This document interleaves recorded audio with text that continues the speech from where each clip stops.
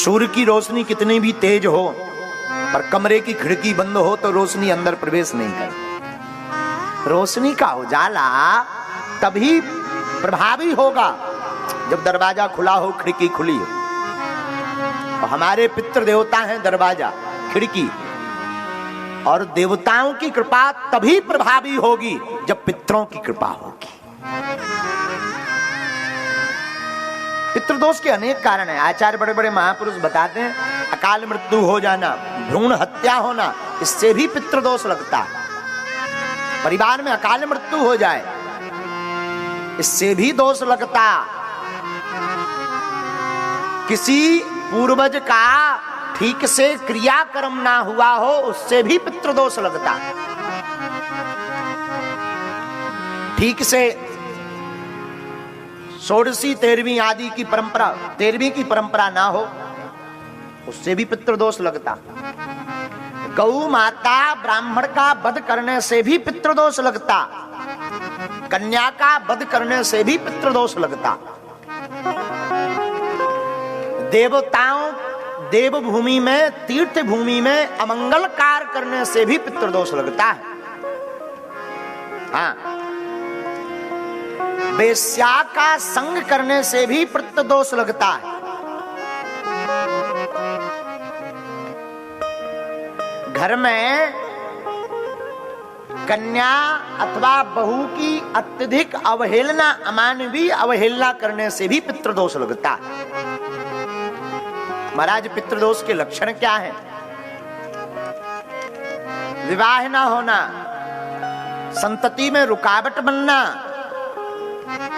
पूर्वजों के स्वप्न गंदे आना, घर में भयावह लगना, भोजन में बार बार बाल निकलना, केस का निकलना, लगातार शमशान अर्थी दिखना स्वप्न में, लगातार घर में अनहोनी होते रहना, ये सब पितृदोष के कारण है। इनका निवारण क्या है? कलयुग में सबसे बढ़िया निवारण त्रिपिंडी साध, पितृ गायत्री, श्रीमद् भागवत भगवान का मूल पारायण। आप महात्मा में कथा श्रवण करेंगे तो गोकर्ण जी के भाई धुंधकारी ये पितृ प्रेत योनि में पहुंचे तो श्रीमद् भागवत कथा का पारायण जब गोकर्ण जी ने करवाया तब मुक्ति हुई। और उसने बड़ी प्यारी स्तुति की, धन्या भागवती वार्ता प्रेत पीड़ा विनाशिनी, सप्ताहो कथा धन्या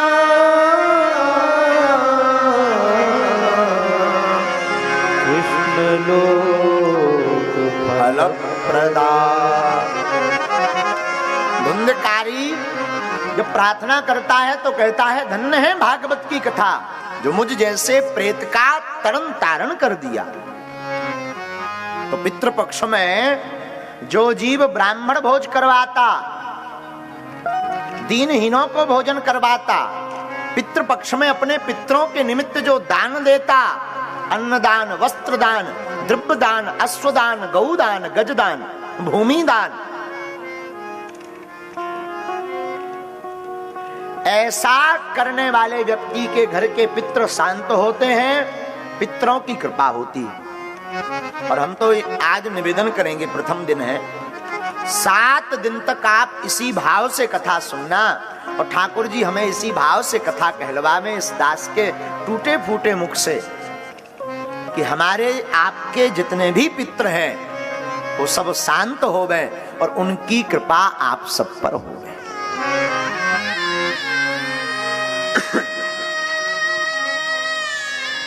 पितृपक्ष में किया हुआ प्रत्येक सत्कर्म पितरों को प्राप्त होता है और पितृपक्ष में किया हुआ प्रत्येक बुरा कर्म के भागीदार भी पितृ होते हैं। इसलिए 15 दिन बड़ी सावधानी रखो, छौर कर्म मत करो। छौर कर्म का मतलब बाल मूछ आदि पहले दिन कर लिया, जय जय सीताराम। छौर कर्म मत करो। 15 दिन तक जो यहां पर पितृपक्ष में बागेश्वर धाम से चलकर आए हैं, हम उनको निवेदन करेंगे, आप तो 7 दिन के लिए आए हैं, पर सुन लीजिए, छौर कर्म नहीं करना है, मंत्र का जाप करना है, पितरों को बार बार ध्यान करना है, मंत्र जाप करना है। ओम पितृदेवाय नमः, इस मंत्र का जाप करना है। अथवा इस मंत्र का जाप करिए, अनेक पितृ हैं, याद नहीं है, स्मरण नहीं है, तो ओम सर्व पितृ देवा देवताभ्यो नमः, इस मंत्र का जाप करो। जो भी कार्य करो इस मंत्र का जाप करके करो। दान आदि करो तो पितरों को समर्पित करके, गंगा स्नान करो तो पितरों को समर्पित करो। आज की कथा श्रवण करो, जैसे ही कथा की आरती होवे तो सिर रखकर प्रणाम करें। जल की व्यवस्था हो तो ठीक, ना हो तो ऐसे मन ही मन हाथ जोड़ करके पितृ देवताओं को कथा का फल समर्पित कर दो। इससे पितरों को बड़ी शांति होती है। मान लीजिए आप कथा स्थल पर नहीं है, घर विराजमान होकर के कथा को सुन रहे हैं, तो आप लोग पीपल का पूजन करो। पीपल की जड़ में एक दीप प्रज्वलित करो, प्रतिदिन सफेद अथवा काला तिल समर्पित करो। और तिल का दान बड़ा महत्वपूर्ण है। तो अपने ग्राम में आचार्य को, विप्र को, भूदेव को, ब्राह्मण को अपने पितरों के निमित्त संकल्प लेकर के अन्नदान दो। कोई रसोई चल रही हो वहां भंडारा करवा दो। कहीं इकट्ठे आचार्य हो, बालाजी की बड़ी कृपा है कि जहां अनुष्ठान चल रहा है वहां 211 आचार्य हैं, 211। हम तो यही प्रार्थना करेंगे सभी आचार्यों को कि ऐसा आशीर्वाद देना, जितने भी यहाँ कथा पंडाल में विराजमान है अथवा घर पर बैठकर कथा सुन रहे, सबके पितरों की शांति हो और सब पर पितरों की कृपा हो, ऐसा आचार्य आशीर्वाद दें। आचार्यों को दान दो, मंत्र का जाप करो। ऐसा करने से पितरों की विशेष कृपा प्राप्त होती है। और भागवत तो है ही है पितरों से मुक्ति दिलाने वाली।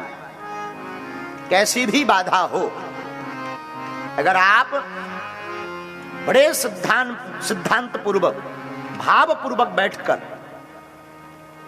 नियम पूर्वक विराजमान होकर अगर आप कथा को श्रवण करेंगे तो श्री कृष्ण लोक फलप्रदाः, भागवत में स्वयं आया है, सप्ताहोपि तथा धन्या कृष्ण लोक फलप्रदाः। श्री वेदव्यास जी कहते हैं 7 दिन की कथा श्रवण करने से भगवान श्री नंदन यशोदानंदन देवकी नंदन चितचोर माखन चोर मुरली वाले कन्हैया जगन्नाथ भगवान का शरण प्राप्त होती है।